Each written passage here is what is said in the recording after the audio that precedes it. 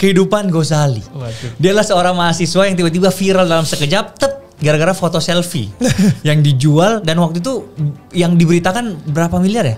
Total transaksi kali ya? Total transaksi. Betul ya, 400 ETH gitu. Oh, total transaksinya sekitar 400 triliun. Jadi kurang lebih di saat itu mungkin di angka 30 miliaran sih. 30 miliaran waktu itu ya, volume transaksinya. Gila, ini kayak yang lain semua pakai baju, aku belinya telanjang semua. Beneran dari 12-nya I think 10 Ghazali itu aku jual di angka 1 Ethereum. Ya dari 50.000 jadi 55 juta. 500 jutaan ya. Tapi yang kekirim itu lebih dari 50 M.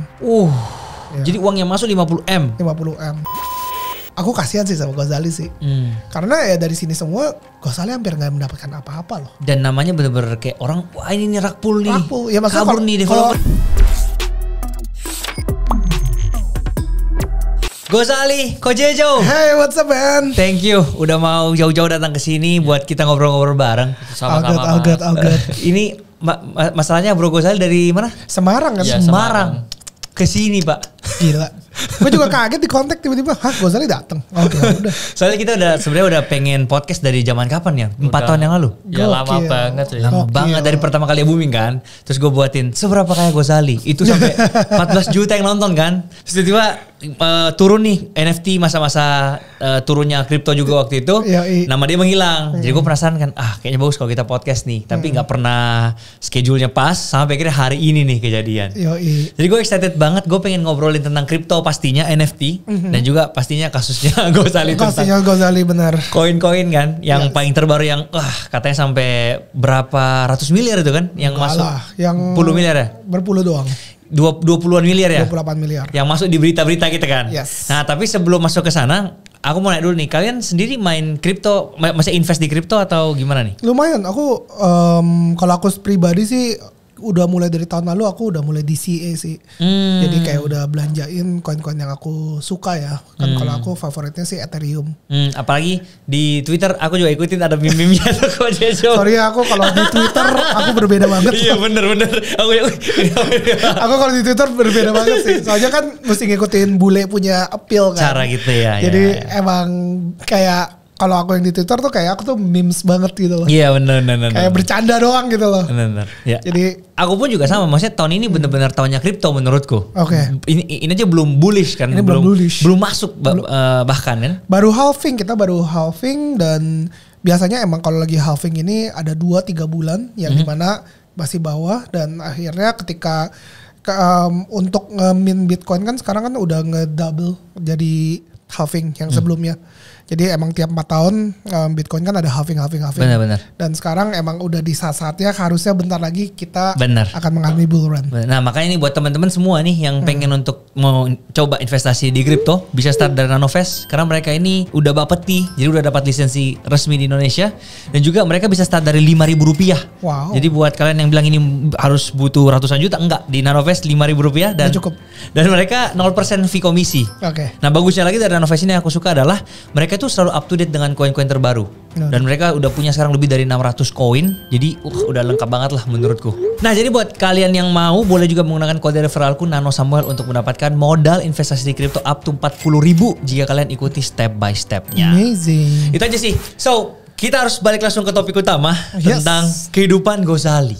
Dia adalah seorang mahasiswa yang tiba-tiba viral dalam sekejap, gara-gara foto selfie yang dijual, dan waktu itu yang diberitakan berapa miliar ya? Kalau kita lihat di berita nih, ini kemarin aku sempat screenshot ya. Di berita itu tulisannya total transaksi kali ya? Total transaksi. Betul ya, 400 ETH gitu. Ya orang-orang ngiranya aku dapat semua 400 ETH. Bukan. Yang pertama. Iya. Oh yang pertama juga 400 Ethereuman juga ya? Iya. Oh total transaksinya sekitar 400 triliun. Jadi kurang lebih di saat itu mungkin di angka 30 miliaran sih. 30 miliaran waktu itu ya, volume transaksinya. Yes. Dan headline berita-berita itu kan Ghazali mendapatkan 30-40 miliar 30-40 miliar. Padahal faktanya gimana nih? Kita klarifikasi pelan-pelan deh dari kasus pertama. Ya faktanya aku cuma dapat itu 10% per transaksi. Kan jadi kan awal jualku aku dulu sekitar $1 NFT itu kayak $5 gitu. Oh iya, $5. $5.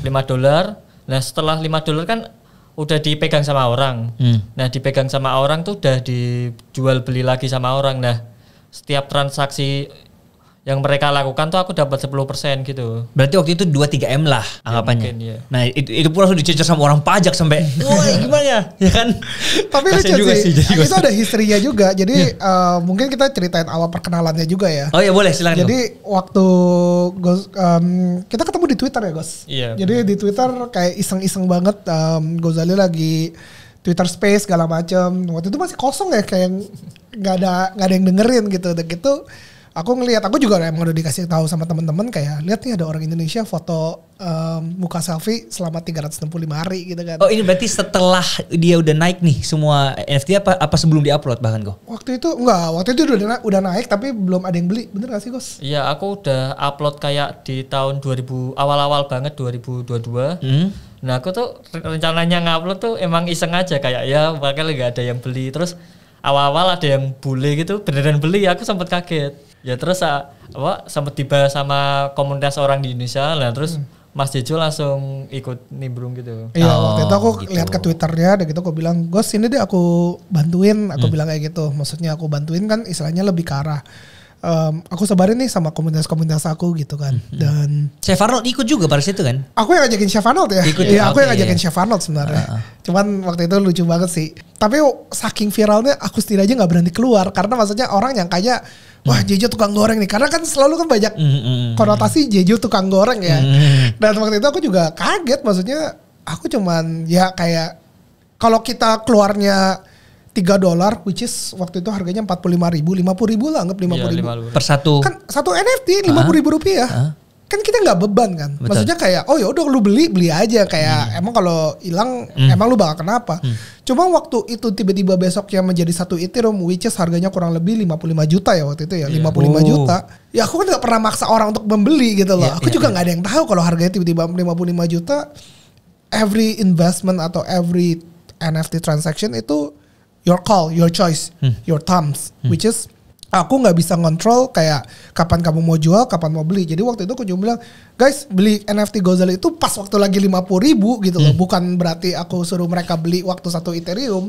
Cuman emang waktu itu viralnya gede banget hingga akhirnya kita juga kaget ya. Iya. Satu harganya NFT-nya Gozali waktu itu aku beli kurang lebih 12 biji. Wih.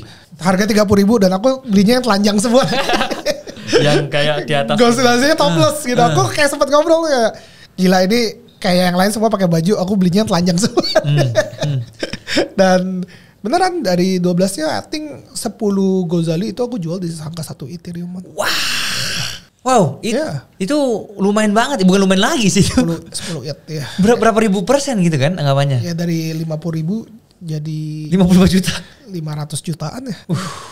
10 NFT. Nah sedangkan kan dari sisi Gozalinya dia cuma menerima 55.000 itu dikali berapa banyak? 10% dong. 55.000 bagi tunggu. 55 ribunya kan dapat Total dulu. tuh jual kayak enggak, aku lupa sih lebih totalnya kayak 900 foto mungkin lebih. Nah, Nah, 900 dikali 55.000 itu. Nah, itu aku dapat bersihnya. Selebihnya itu royalti. Benar, 10% dari 10% dari volume. volume transaction. Jadi kalau waktu aku misalnya beli 55 juta, ya Gozali dapat 5 jutanya langsung gitu. Iya. Nah, dan pada saat itu nih, ini masih kita di sesi pertama. Pada saat itu udah chaos dong berarti. Ada yang beli di 55 juta terus turun kan habis itu. Iya. Sekarang harganya berapa? Aku nggak ngecek sih. 0,02 mungkin sekarang ya. 0,02. 0,02 itu kali 50 mungkin 2 juta 3 juta. Aku lupa ya maksudnya aku tapi around under 10 mil. Tapi sampai sekarang masih ada harga pasti kan? Pasti ada Di situ, harga. Pasti tetap harga. Tapi aku lebih ke nggak berharap bakal laku-laku terus gitu loh. Aku tuh targetnya dari 50.000 tuh aku laku semua tuh udah seneng kayak semisal dapat royalti ya udah bersyukur. Kalau gak ada yang jual beli lagi ya juga gak masalah gitu. Yes. Dan setelah kejadian itu turun, orang di posisi itu gimana waktu itu? Kayaknya ya maksudnya kayak semua orang ya, maksudnya aku aja kan masih ada sisa tinggal satu lagi kan. Iya. Ya aku turun ya udah kayak gitu loh. Maksudnya kan tapi kan tidak ada, aku selalu bilang sama orang-orang sih, maksudnya kalau kalian yang beli di 50.000 ketika kalian jual di 50 juta juga nggak ada yang kasih gue duit gitu loh. Tapi ketika masih ada orang yang beli 50 juta gitu akhirnya rugi, pada nyalainnya kok gue atau Chef Arnold waktu itu kan. Gue juga bingung kayak kan gak ada yang maksa kalian beli gitu loh. Maksudnya if I'm not Jejo, kalau gue bukan Jejo nih, kalau gue orang biasa nggak punya followers dan gue koar-koar juga, nggak ada orang yang bakal marahin, nggak ada orang yang gitu. Bener. Cuman di sini kan gue hanya pelaku doang yang istilahnya di kripto itu I'm just being a normal guy, sama kayak kalian, sama kayak orang-orang biasa yang bisa beli dan jual kripto sesuka kalian gitu loh. And then setelah sesi pertama nih butuh berapa lama lagi sampai akhirnya muncul project kedua yang terbaru ini? Ini kayak setelah aku lulus, aku rencana kan targetnya emang pengen ngelarin foto kuliah tuh. Aku tuh foto dari awal tuh kayak lulus SMK. Nah targetku sampai lulus kuliah. Nah setelah lulus kuliah tuh aku sempat mikir nih, sisanya foto mau aku jual kemana? Nah, masih ada sisanya. Nah, iya. Oke. Kan yang NFT pertama tuh masih perjalanan, aku masih awal-awal kuliah lah gitu. Itu ada ceritanya juga ya perjalanannya. Iya. Oke, terus aku bingung, sempet ada yang ngabarin gitu kayak, "Gus, sisa NFT gimana?" Ya aku jawab aja, ya bakal ku jual tahun 2023 kalau bisa. Cuman karena aku bingung cara ngejualnya secara bersamaan, kan kalau dulu aku pakai bot. Nah kalau sekarang aku nggak bisa pakai bot lagi. Kenapa? Udah di security-nya di OpenSea udah di-update gitu. Jadi tidak bisa pakai bot, tidak bisa upload secara semua gitu loh. Kan kalau di NFT kan uploadnya kayak satu-satu gitu. Iya. Nah ada caranya yang ngupload semuanya langsung jadi satu. Ya aku nggak bisa. Setelah di 2023 aku udah lulus kuliah aku di tahun itu. Nah di 2024 aku mikirin lagi ini cara ngejualnya gimana. Kebetulan banget ada perwakilan dari Pandora gitu. Pandora ini apa nih? Pandora tuh kayak NFT Launchpad dari China. Asli dari China. Ya. Kebanyakan dari China ya, cuman ownernya waktu itu sih kita Canadian sih. One of them is Canadian. Ada orang Indonya juga, cuman most of them Pandora is China ya kayaknya. Yeah. Mostly China community gitu loh. Nah aku sempat itu dapat tawaran diajak collab soalnya aku dengar dari temanku yang aktif di cryptocurrency dulu nyaranin ini mau rilis NFT yang kedua, yang terakhir ini mau dirilis kayak gimana? Mau kayak dulu ya di OpenSea kayak biasanya atau pakai sistem baru ini namanya ekosistem ERC 404. Oke, itu apa tuh? Nah, itu sistemnya ternyata ini kayak semisal orang beli satu token, nanti tokennya ditukerin jadi NFT. Nah gitu. Oh paham. Jadi dia harus beli tokennya Gozali dulu, satu dapat NFT satu free. Iya. Oke. Lebih ke gak gratis. Ini satu tokennya hilang kalau ditukerin jadi NFT gitu. Mungkin aku tambahin jelasin ya. Gimana? Itu adalah 404 itu adalah frictional NFT sebenarnya. Jadi kalau satu NFT ini bisa dipecah untuk menjadi koin. Oke. Jadi misalnya kalau Gozali nih ngeset satu NFT itu adalah 10 Gozali. Jadi ketika misalnya Gozali kan NFT kan nggak liquid banget kan. Maksudnya kalau dijual misalnya kayak kalau di zamannya dulu satu Ethereum ya, kalau maksudnya kalau ada orang nggak bisa bayar satu Ethereum ya nggak bisa dapetin Gozali. Cuman nyangkut lah istilahnya. Cuman kalau di 404 itu lu bisa beli 1/10-nya Gozali. Oh langsung. Jadi tapi berupanya koin. Tapi ketika udah jadi 10/10, kamu mendapatkan NFT-nya Gozali. That's 404 frictional coin per NFT. Oke, dan kemudian kamu menyetujui bahwa ya udah menarik juga nih. Iya, menarik juga kan karena lagi zamannya shitcoin juga sama memes coin kan. Aku bilang sama Gozali. Jadi ada orang nge-DM aku, dan gitu aku ya karena aku dekat sama Gozali, aku bilang, "Gos, ada orang luar nih ngajakin kamu collab. Kenapa kamu nggak pikirin?" Maksudnya kan kalau aku sama Gozali yang bikin kayaknya kayak ya elah ini nggak kemana-mana karena kita selalu bikinnya pasti kepengen orang luar yang lebih handle lah, lebih paham juga gitu kan. Jadinya kita coba kerja sama-sama si Sean ini dari Pandora dan maksudnya kepengennya juga proyeknya juga jalan dengan lancar. Jalan gitu baik. And then kayak aku lebih mikirin ini menarik juga soalnya konsepnya tuh jadi orang tuh nggak kalau semisal mau beli NFT ku bisa nyicil, bisa beli kayak 0,1 token dulu, nanti setelah jadi satu token baru ditukerin ke NFT. Nah aku mikirnya setelah orang beli tokennya tuh langsung di swap gitu.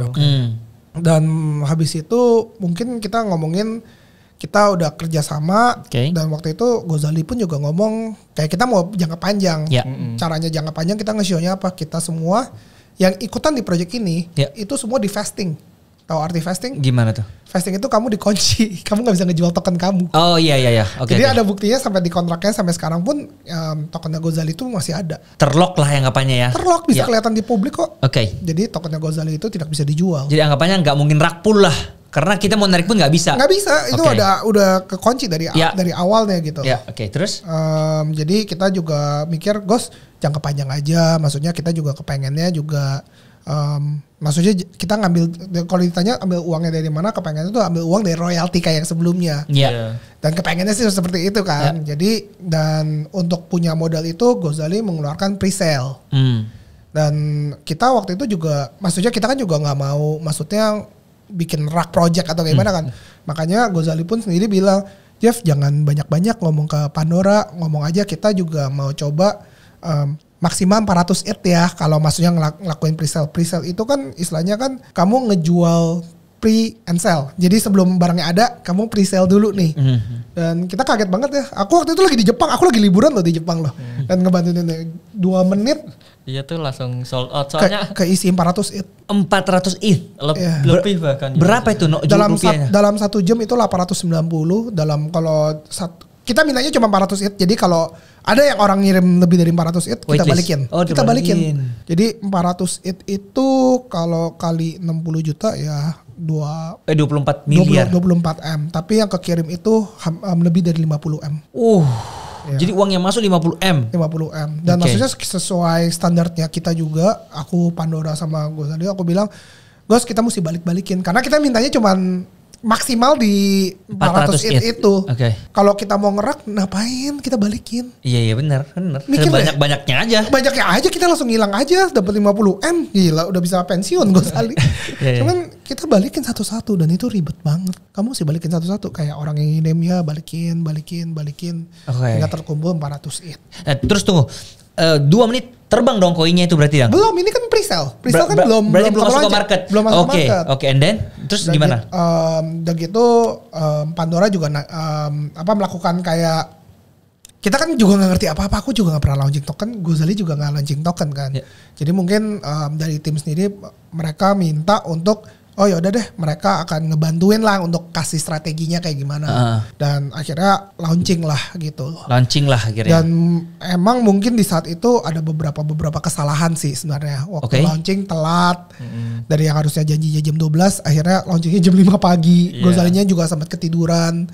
Karena emang pusing banget untuk kayak gitu, karena deg-degannya tuh karena gila banget. Dan emang deg-degan apa nih? Deg-degan lah, maksudnya kita megang uang sebanyak itu untuk melakukan pre-sale harus flawless banget gitu loh. Dan akhirnya maksudnya kita bisa kasih lihat bahwa ketika lagi launching itu dalam 3 hari tuh harga sempat naik orang gila, karena kan pre-sale kan banyak demandnya, orang-orang beli. Cuman kita juga nggak pernah expect apa-apa. Gozali bilang, Gos ini kita kan emang kayak shitcoin atau meme coin. Meme coin tidak ada ekspektasi apa-apa. Jadi ketika harganya udah mulai tinggi banget, tiba-tiba banyak orang yang taking profit. Nah tapi pas tinggi banget itu all time high-nya di harga berapa? Satu token? Kayak satu token aku ngelihat sampai 5 ETH enggak sih? Iya 5 ETH bener. Satu token 5 ETH? Iya. Sampai kurang lebih gitu satu tokennya. Dan supply tokennya berapa banyak untuk 1.500. 1.500 token. Satu token 5 ETH. 5 ETH berapa ya? 300. 5 kali 50 juta aja lah. 250 juta. 250 juta ya? Dan itu pas open harga awal berapa kebukanya, di harga berapa? Sekitar segituan. Jadi dia karena kita pakai V3 juga Uniswap, jadi kita emang ada price range-nya, cuman emang harganya tiba-tiba langsung naik banget aja. Oh, jadi yang beli itu langsung kena di harga 5 ETH. Betul, dan maksudnya kayak kita sendiri aja kita nggak bisa jual karena kita divesting. Betul. Jadi ingat ya, ada 2 poin di sini. Betul. Pertama, semua uang yang masuk ke pre-sale, yang kelebihannya semua di refund semua. Kedua, Gozali pun nggak bisa ngejual karena divesting. Oke, tapi duit yang 400 ETH yang masuk di pre-sale itu sekarang di mana? Ya, kan dimasukin ke liquidity pool untuk dijadiin token ya. Jadi semua kelok sekarang dia itu 400 ETH. Waktu itu ya, kan tapi kan 400 itu tuh berubah jadi Gozali token. Iya betul. Jadi ada orang yang langsung jual beli kayak gitu. Cuman itu yang untuk ngeset harganya maksudnya. Betul. Kan. Iya paham. Jadi ketika harganya naik, jebret naik banget dan turun banget. Ya ini back again. Ghazali nggak pernah menjanjikan apa, makanya aku selalu ngebelain Ghazali. Aku yang ngelihat sendiri Ghazali tidak mengambil uang, Ghazali pun tidak curang gitu loh. Oke, kalau gitu pertanyaanku, dari project ini keuntungannya yang ditangkap sama Ghazali nggak ada satu pun dong berarti? Bisa dibilang nggak ada sedikit pun. Zero profit berarti kan? Kita ada operasional, cuman ya hampir dibilang zero profit. Ya soalnya itu buat bayar lagi operasional dan ujung-ujungnya zero profit Zero lah anggapannya. profit, beneran. Tapi itu apa namanya yang di orang-orang kayak kecewanya itu Mas, kayaknya gara-gara kita ngerubah strategi gitu dari yang 300 Ethereum tuh masuk jadinya itu. Oke, jadi sempat ada kan harusnya 400 ETH ini jadi liquidity pool kan. Liquidity pool ke Ghazali token. Dari timnya itu ada bilang minta request 300 ETH jadi liquidity pool, 100 ETH untuk buyback. Oh. Jadi ketika harganya turun di buyback. Supaya naik lagi. Supaya naik menjaga lagi. Itu ada kestabilan strateginya harga. lah. Iya. Mereka kan aku sama Ghazali cuma ngikutin aja kayak oh ya udah aku Iya. cuma jadi advisernya Ghazali lah istilahnya kayak gitu. Dan ada buktinya, maksudnya kan kalau di kripto tuh enaknya kayak gini, kamu tuh gak bisa curang karena semua bukti tuh kelihatan. Betul. Mau buyback, mau apa, transaksinya tuh ada. Dan emang habis 80 Ethereum untuk nge-buyback. Sisa 20 Ethereum itu untuk ngebayarin developernya, Oke. NFT-nya dan segala macam. Bisa dibilang yang ini adalah project uji coba yang istilahnya sebenarnya aku tuh sama Ghazali bilang pengennya seru-seruan. Ya. Ghazali sendiri juga kaget harganya bisa setinggi itu. Ya, tapi ini cuma bertahan 3 hari kan? Itu cuma bertahan 3 hari. Berarti dari dia misalnya tiba-tiba terbang sampai tadi berapa 250 juta, turunnya 99% kemarin. Ya mungkin kurang lebih segitu ya. Cuma Sampai harga berapa sekarang kok? sekarang juga udah gak ada harganya. Nol. Ya nggak 0 juga, cuma maksudnya hampir gak ada harga lah. Paling cuma kayak $2, $3 kayak gitu. Oh wow. Iya. But Wow. we need to understand banyak orang juga yang profitnya gila-gilaan. Jadi kamu kalau bisa Betul. melihat winners ya, itu banyak ada orang yang menang 2M, 3M, 4M kayak gitu-gitu. Karena dia belinya pre-sale berapa langsung. Bener. Terbang jual di atas. Iya, dan kita nggak bisa kontrol. Betul lah. Ya itu. Itu Sama itu kayaknya presale-nya kan ada strategi kayak airdrops. ya airdropnya tuh di drop sejam. Sejam tiap jam. Itu Di gimana Mas? disperse. Lupa.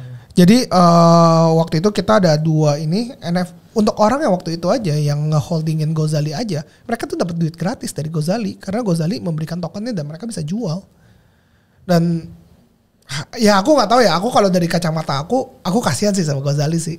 Karena ya dari sini semua Ghazali hampir nggak mendapatkan apa-apa loh. Dan namanya bener-bener kayak orang, wah ini rakpul nih. Rakpul, ya maksudnya kabur nih kalau developer. Rakpul itu dia ngejual, duitnya diambil. Benar. Dia open ke market kok. Bener. Dan zero profit anggapannya kan. Dan zero profit gitu Ya, loh. ya. Itu yang harus mereka orang-orang tahu, makanya kita mengklarifikasikan di sini. Kalau kan. dari aku bilang sih makanya banyak orang kayak wah Jejo nih pelindungnya Ghazali nih, atau Jejo nih yang dari belakang kayak market makingin. Market making apanya? Aku cuman kasihan kalau Ghazali kenapa-napa gitu doang kok.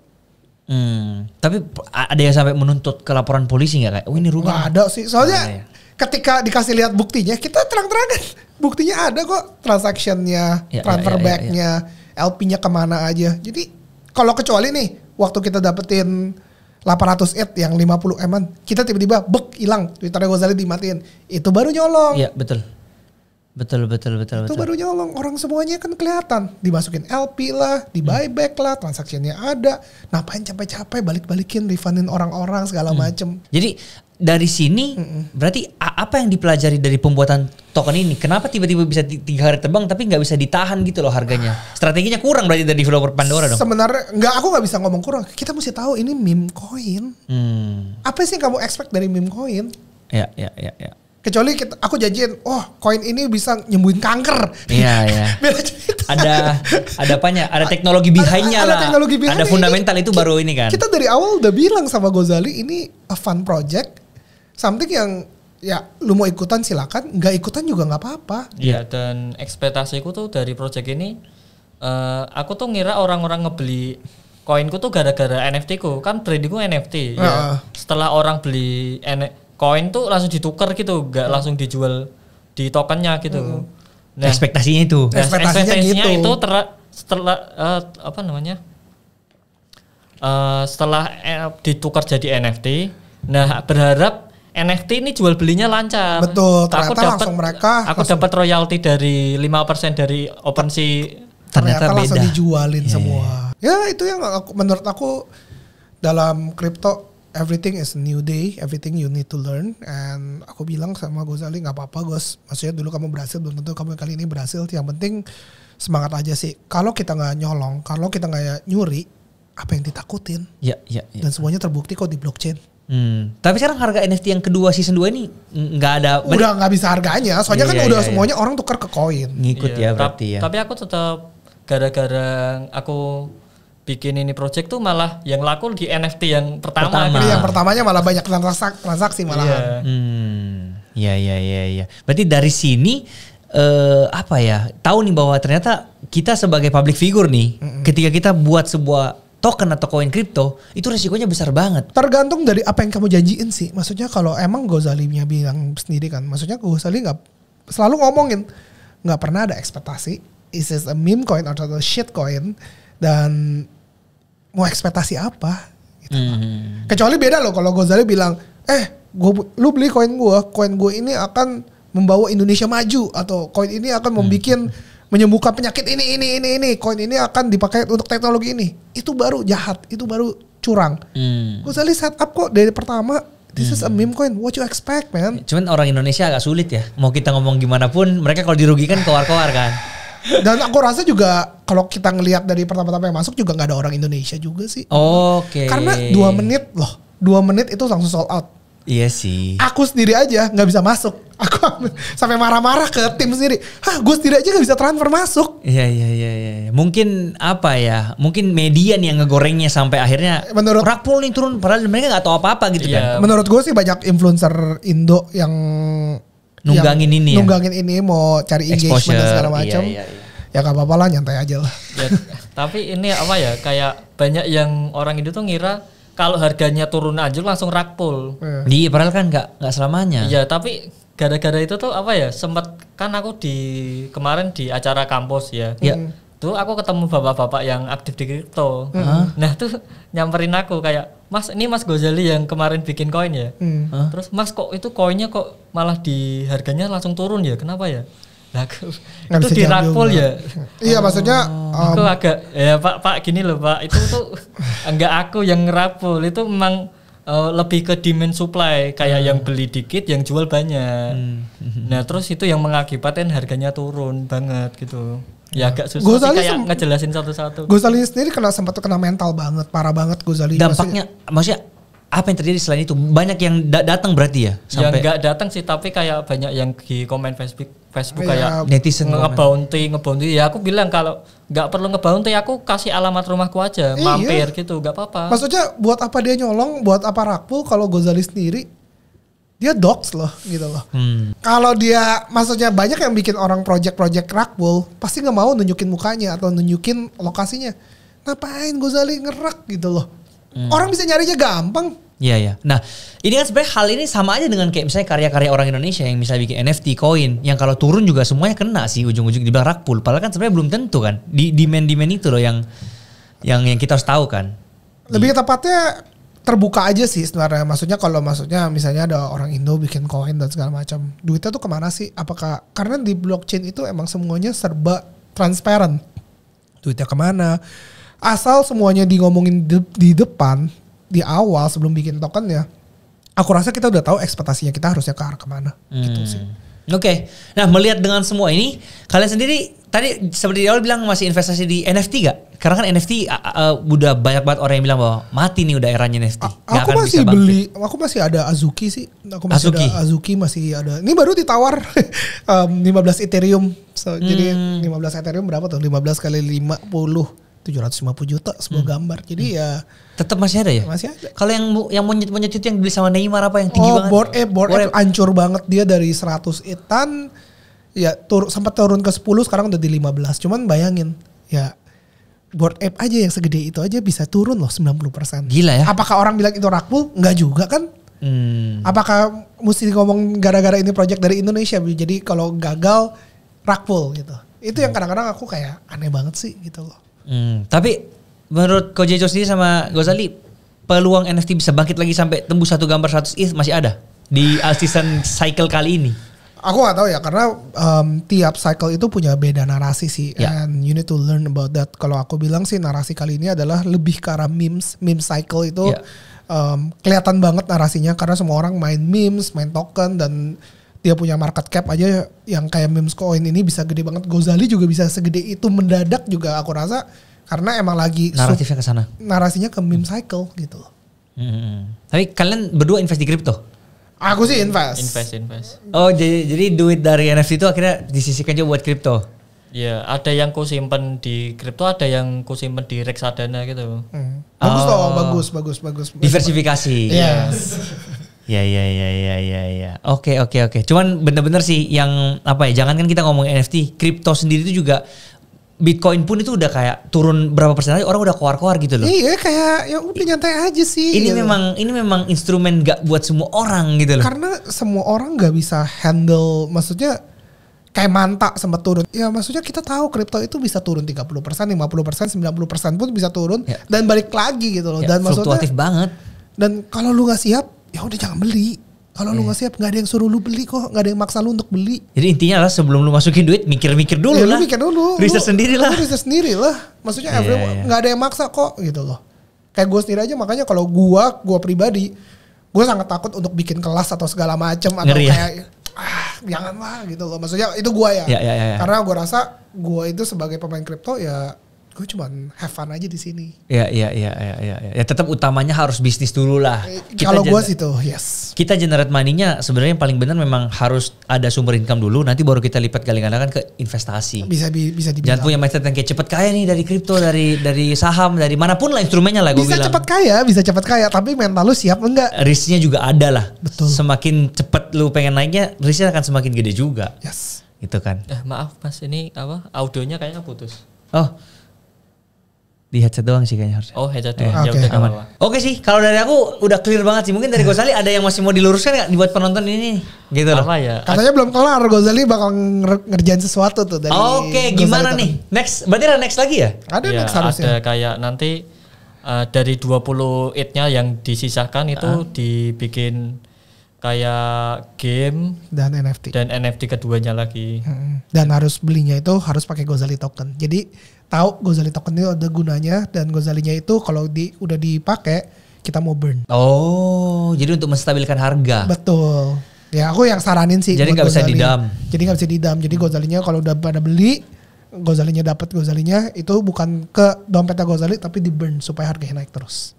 Wah, itu bagus banget sih sebenarnya. Sama ini sih aku pengen apa ya, ngelurusin kalau misalnya orang-orang pengen kayak nanya-nanya secara langsung, nanti aku ada kayak live space ya Mas. Kayak nanti tanggal 16 kalau nggak salah. Sama kayak investasi? Oke. Sama nanti itu bisa langsung tanya-tanya gitu, kayak mau nanya apa ya aku jawab gitu di tempat. Kalau misalnya pengen ketemuan secara langsung kayak orang gitu, nanti aku datang di Coinfest di Agustus ya. Iya, Coin Invest. Ya jadi orangnya di sini gitu loh. Kalau memang penjahat kan kabur kan. Tapi orangnya kayak di sini nih, badan gue di sini nih. Datang nih lu mau mana apapun gitu. Bener, kan. aku selalu bilang ke Gozali, aku bilang Gos, dia pasti kena mental juga lah. Iya, Gak mungkin, maksudnya orang ngata-ngatain dia, ngata-ngatain aku juga loh. Maksudnya ini Jejo apaan sih di belakang ini, pasti ngerakpul bareng gitu. Gue bilang gila lu. Ya ampun, ngerakpul kayak gimana Jack? Maksudnya kelihatan lah. Kalau ngerakpul mah yang awal-awalnya dong, nggak usah cuman duit dari dapat 50M gua ambil aja meningkat. Cuman yang di lock itu yang sama kalian tuh sampai berapa tahun tuh di locknya? Sebulan doang kok. Sebenarnya kita bisa jual sekarang, tapi kita kan ya nggak bisa jual, ya nggak jual juga lah. Ya karena udah gak ada harga juga Udah nih. nggak ada harganya juga. Tapi ya kita mau buktiin bahwa ya token is there. Berarti pada saat the next one, apakah ini akan diperpanjang lock itunya? Kita ya mungkin aja, cuma kan kita kan belum ada Pembicaraan juga. belum ada pembicaraan, betul. Oke. Ya udah semoga sukses terus untuk next projectnya. Gue sampai sempat DM dia juga. Waduh bro, gue ketinggalan nih bro, udah terbang nih. Kenapa lu nggak bilang? Iya Mas Samuel, aku juga nggak tahu nih bisa terbang gini, katanya kayak gitu. Ada buktinya kok. Bener. Dia juga kaget katanya kan. Iya lah, nggak ada yang nyangka lah ini cuma shitcoin cuy. Nextnya boleh info dulu lah. Aku ya. Dan bareng-bareng kita kan. Will do.